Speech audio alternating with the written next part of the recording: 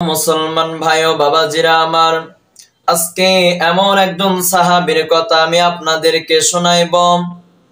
হযরতে সাআদ ইবনে মুআজ রাদিয়াল্লাহু তাআলা আনহুর ইন্তেকালের পরে জিবরাইল আলাইহিস সালাম আল্লাহর রাসূলের কাছে এসে জিজ্ঞাসা করতেছে, ইয়া রাসূলুল্লাহ, ইয়া হাবিবাল্লাহ, আজকে কে মারা গেলেন? আল্লাহ রাসূল সাল্লাল্লাহু আলাইহি ওয়াসাল্লাম বলতেছে, জিবরাইল, আমার তো জানা নেই আজকে কে মারা গেছে, কিন্তু কি ব্যাপার? তখন জিবরাইল আলাইহিস সালাম বলতেছে, ইয়া রাসূলুল্লাহ, ইয়া হাবিবাল্লাহ, আজকে এমন এক ব্যক্তি মারা গেছে যেই ব্যক্তি মারা যাওয়ার কারণে আল্লাহ তাআলার আরশ পর্যন্ত কেঁপে উঠেছে। সুবহানাল্লাহ। আজকে এমন একজন ব্যক্তি মারা গেছে যেই ব্যক্তি মারা যাওয়ার কারণে আল্লাহ তাআলার আরশ পর্যন্ত কেঁপে উঠেছে। আল্লাহ রাসূল সাল্লাল্লাহু আলাইহি ওয়াসাল্লাম তখন জিবরাইল আলাইহিস সালামকে বলতেছে, ও জিবরাইল, আমি তো জানতাম সাদ ইবনে মুআজ রাদিয়াল্লাহু তাআলা আনহু অসুস্থ ছিল, আমি খোঁজ নিয়ে দেখব। আল্লাহ রাসূল সাল্লাল্লাহু আলাইহি ওয়াসাল্লাম খোঁজ নিয়ে জানতে পারলেন সাদ ইবনে মুআজ রাদিয়াল্লাহু তাআলা আনহু ইন্তেকাল করিয়াছেন। আল্লাহ রাসূল খোঁজ নিয়ে দেখলেন সাদ ইবনে মুআজ রাদিয়াল্লাহু তাআলা আনহু ইন্তেকাল করেছেন। আল্লাহ রাসূল সাল্লাল্লাহু আলাইহি ওয়াসাল্লাম মসজিদ থেকে এত দ্রুত তার সঙ্গে বের হলেন। আল্লাহ রাসূলের পিছনে যে সাহাবায়ে কেরামরা হাঁটতেছিল, আল্লাহ রাসূল এমন ভাবে হাঁটতেছিল, সাহাবায়ে কেরামরা হাঁটতে হাঁটতে তাদের জুতার ফিতা মোবারক ছিঁড়ে গেছে। এমনকি সাহাবাদের গায়ে যে চাদর মোবারক ছিল, ওই চাদর মোবারক গায়ের থেকে পড়ে গেছে। সাহাবায়ে কেরামরা বলতেছে, ইয়া রাসূলুল্লাহ, আমরা তো ক্লান্ত হয়ে গেলাম। তখন আল্লাহ রাসূল সাল্লাল্লাহু আলাইহি ওয়াসাল্লাম বলতেছে, ও আমার সাহাবী, দ্রুত আমার সঙ্গে চলো। আমরা যদি দ্রুত না যাই, আমাদের যাওয়ার আগে যদি ফেরেশতারা সাদ ইবনে মুআজের গোসল সেরে ফেলে, তাহলে আমরা তো গোসলে শরীক হতে পারবো না। আমরা তো সাদ ইবনে মুআজ রাদিয়াল্লাহু তাআলা আনহুর গোসল থেকে বঞ্চিত হয়ে যাব।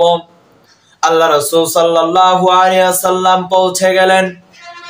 পৌঁছানোর সাথে সাথে আল্লাহ রাসূল সাদ ইবনে মুআজের কক্ষে প্রবেশ করলেন।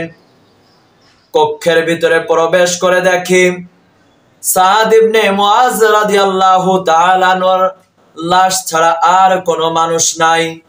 আল্লাহ রাসূল সাদ ইবনে মুআজ রাদিয়াল্লাহু তাআলা আনহুর কক্ষে যখন প্রবেশ করলেন, প্রবেশ করে দেখলেন যে সাদের কক্ষে সাদের লাশ ছাড়া আর কোনো মানুষ নেই। আর আল্লাহ রাসূল সাল্লাল্লাহু আলাইহি ওয়াসাল্লাম এমন ভাবে প্রবেশ করলেন যেন মনে হচ্ছে যে সাদের কক্ষে মানুষ দিয়ে ভরা। আল্লাহ রাসূল যাইতে পারতেছে না, দুই হাত দিয়ে সরায় সরায় তারপরে আল্লাহ রাসূল সাল্লাল্লাহু আলাইহি ওয়াসাল্লাম প্রবেশ করতেছে। এমন সাহাবায়ে কেরামরা এমন মনে করতেছে। তখন আল্লাহ রাসূল সাল্লাল্লাহু আলাইহি ওয়াসাল্লাম সাদ ইবনে মুআজ রাদিয়াল্লাহু তাআলা আনহুর মাথার কাছে যেয়ে বসলেন এবং আল্লাহ রাসূল সাল্লাল্লাহু আলাইহি ওয়াসাল্লাম বললেন, আল্লাহর কসম করে বলতেছি, ও আমার সাহাবী, সাদের কক্ষে ফেরেশতা দ্বারা পরিপূর্ণ হয়ে আছে। এমনকি আমার জন্য এক তেল পরিমাণ জায়গা রাখা হয়নি, এই জন্য আমি পা গুটিয়ে বসলাম। আল্লাহ রাসূল সাহাবাদেরকে বলতেছে, সাহাবী, সাদের কক্ষে ফেরেশতা দ্বারা পরিপূর্ণ হয়ে আছে, এমনকি আমার জন্য এক তিল পরিমাণ জায়গা তারা রাখে নাই, এই জন্য আমি নবী পা গোটো করে বসলাম।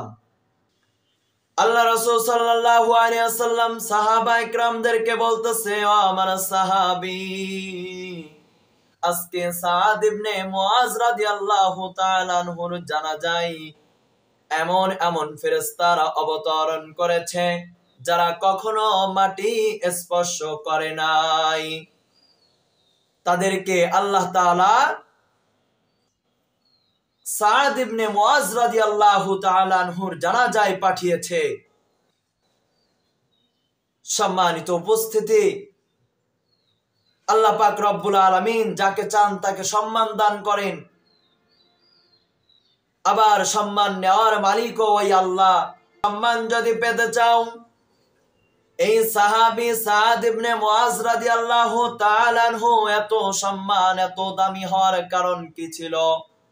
বায়দস্ত বুজুর্গ, তার একমাত্র কারণ ছিল সে আল্লাহ ও আল্লাহর রাসূলকে অনুকরণ করেছে, আল্লাহকে মেনে চলেছে, আল্লাহর হুকুম মোতাবেক চলেছে, আল্লাহর রাসূলের হুকুম মোতাবেক চলেছে। আল্লাহ ও তার রাসূলের হুকুম মানার কারণে আজকে সাহাবী এত দামি হয়েছে। আজকে যদি আপনি আমি আল্লাহ ও আল্লাহর রাসূলের হুকুম মানতে পারি, আল্লাহ তাআলা আপনাকে আমাকেও দামি বানাইতে পারে।